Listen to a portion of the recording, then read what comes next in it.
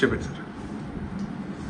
2021 మే 14 నా పుట్టినరోజు నాడు జగన్మోహన్ రెడ్డి ఆజ్ఞ మేరకు పివి సునీల్ కుమార్, విజయ్ పాల్, అప్పుడున్న ఇంకొక అధికారి సీతారామాంజనేయులు వీరందరూ కుట్ర చేసి అప్పటికప్పుడు నా మీద రాజద్రోహం కేసు పెట్టి నన్ను ఎత్తుకెళ్ళి కస్టడీలో టార్చర్ చేయటం, సుప్రీంకోర్టు ఇన్వాల్వ్మెంట్తో నేను మిలిటరీ హాస్పిటల్కి వెళ్ళటం అదంతా అందరికీ తెలిసిందే. నన్ను చంపాలని చూడటం, ఆ గుంటూరు హాస్పిటల్ సూపరింటెండెంట్ దొంగ రిపోర్ట్లు ఇవ్వటం, దాన్ని మిలిటరీ హాస్పిటల్ హైకోర్టు న్యాయమూర్తి పర్యవేక్షణలో, అప్పుడు రిజిస్ట్రార్ జనరల్ తర్వాత న్యాయమూర్తి అయ్యారు, వారి పర్యవేక్షణలో జరిగిన రిపోర్ట్స్లో ఏం చెప్పారు ఇవన్నీ కూడా పెట్టి నన్ను ఏ విధంగా హింసించింది, వీరి మీద ప్రేరేపించిన ముఖ్యమంత్రి మీద వీరందరి మీద చర్యలు తీసుకోవాలి, కేసు బుక్ చేయాలని చెప్పి ఈరోజు నేను గుంటూరు ఎస్పీ గారికి కంప్లైంట్ ఇవ్వటం జరిగింది.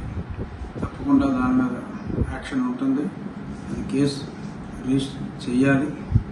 గతంలో నేను సుప్రీంకోర్టుకు వెళ్ళటం, తర్వాత వారు హైకోర్టుకు వెళ్ళమంటాం అన్నీ జరిగినాయి. ఎందుకంటే ఇక్కడ కేసు రిజిస్టర్ చేయాలన్నా పట్టించుకునే వాళ్ళు లేడు. అందుకని కేసు రిజిస్ట్రేషన్ చేయడానికి నేను కోర్టులను ఆశ్రయించవలసి వచ్చింది. ఇప్పుడు డైరెక్ట్గానే లా అండ్ ఆర్డర్ ధర్మం 4 పాదాలు నడుస్తుంది కాబట్టి ఇప్పుడు చంద్రబాబు నాయుడు గారి పరిపాలనలో నాకు న్యాయం చేయండి, అక్రమంగా నన్ను కస్టడీలో హింసించిన వాళ్ళని న్యాయపరంగా శిక్షించాలి అని చెప్పి నేను కంప్లైంట్ ఇవ్వడం జరిగింది. రాబోయే వారం 10 రోజుల్లో ఏం జరుగుతుందో చూద్దాం. చెప్పండి సార్.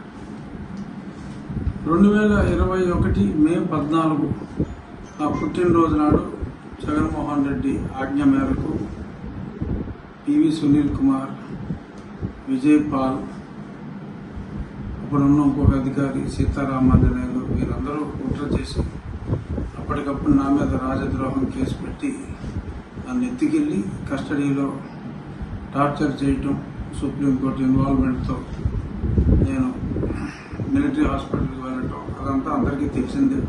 నన్ను చంపాలని చూడటం, ఆ గుంటూరు హాస్పిటల్ సూపరింటెండెంట్ దొంగ రిపోర్ట్లు ఇవ్వటం, దాన్ని మిలిటరీ హాస్పిటల్ హైకోర్టు న్యాయమూర్తి పర్యవేక్షణలో, అప్పుడు రిజిస్ట్రార్ జనరల్ తర్వాత న్యాయమూర్తి అయ్యారు, వారి పర్యవేక్షణలో జరిగిన రిపోర్ట్స్లో ఏం చెప్పారు ఇవన్నీ కూడా పెట్టి నన్ను ఏ విధంగా హింసించింది, వీరి మీద ప్రేరేపించిన ముఖ్యమంత్రి మీద వీరందరి మీద చర్యలు తీసుకోవాలి, కేసు బుక్ చేయాలని చెప్పి ఈరోజు నేను గుంటూరు ఎస్పీ గారికి కంప్లైంట్ ఇవ్వటం జరిగింది.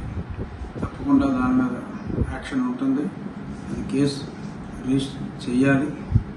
గతంలో నేను సుప్రీంకోర్టుకు వెళ్ళటం, తర్వాత వారు హైకోర్టుకు వెళ్ళమంటాం అన్నీ జరిగినాయి. ఎందుకంటే ఇక్కడ కేసు రిజిస్టర్ చేయాలన్నా పట్టించుకునే వాళ్ళు లేడు. అందుకని కేసు రిజిస్ట్రేషన్ చేయడానికి నేను కోర్టులను ఆశ్రయించవలసి వచ్చింది.